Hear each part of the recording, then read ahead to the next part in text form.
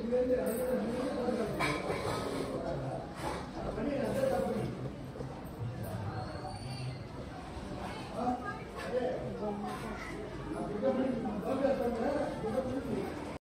the ship.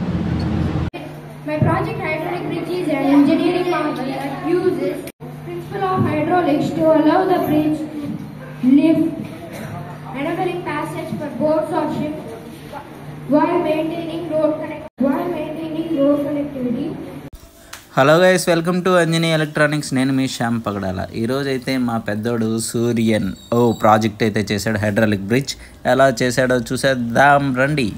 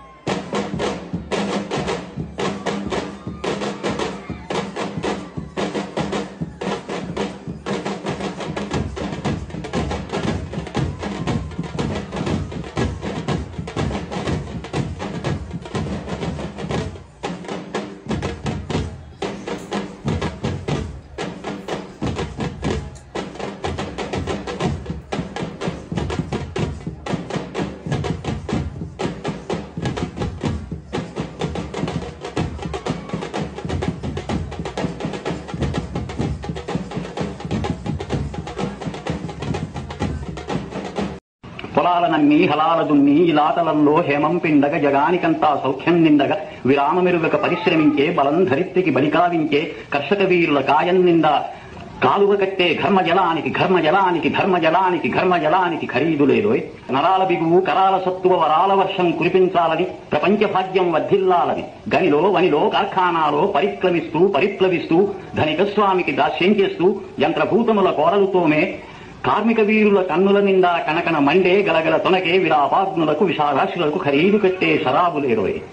కావున లోకపుట న్యాయాలు కాల్చే ఆకలి కూల్చే వేదన దారిద్ర్యాలు దౌర్జన్యాలు బహిష్కరించే బాటలు తీస్తూ పాటలు రాస్తూ నాలో కదిలే నవ్య కవిత్వం కార్మికలోకపు కళ్యాణానికి శ్రామికలోకపు సౌభాగ్యానికి సమర్చనంగా త్రిలోకాలలో త్రికాలాలలో శ్రమైక జీవన సౌందర్యానికి సమానమైనది లేనేలేదని కష్టజీవులకు కర్మవీరులకు నిత్యమంగళం నిర్దేశిస్తూ షష్ఠివాక్యములు సంధానిస్తూ స్వర్ణవాద్యములు సంలావిస్తూ యథార్థ జీవిత యథార్థ దృశ్యం పునాదిగా ఇక జనించబోయే భావి వేదముల జీవనాదములు జగత్తుకంతా సవులిస్తానోయ్.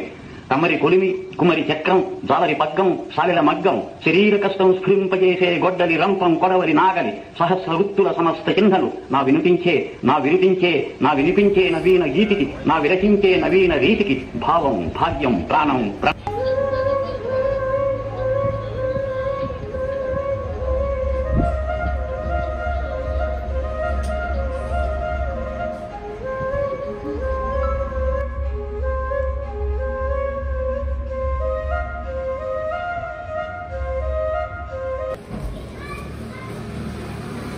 అందరికీ హ్యాపీ న్యూ ఇయర్. నా హైడ్రాలిక్ బ్రిడ్జ్ ఎలా ఉందో కామెంట్స్ లో చెప్పండి. చూడండి, పీడనాన్ని కల్పించాడు అనమాట. ప్రెజర్ చేస్తే అది పైకి లేచింది. అప్పుడు ఆయన అబ్బాయి తయారు చేసి పెట్టుకున్న బ్రిడ్జ్ మూవ్ ఈజీలీ టు. ఓకేనా? ఇది మంచి ప్రిన్సిపల్ తో మంచి ఐడియాతో చాలా బాగా చక్కగా చేశాడు. ఒక్కొక్క దానికి కూడా ఒక్కొక్క ప్రిన్సిపల్ ఉంటుంది ఖచ్చితంగా ఏ చేసినా కూడా. అందులో అలా పుష్ చేయడం పీడనం ద్వారా పైకి లేస్తా ఉంది.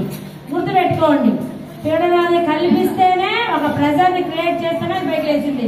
తర్వాత మామూలుగా అయితే ఇది క్లోజ్ అయిపోయింది అనమాట. ఓకేనా?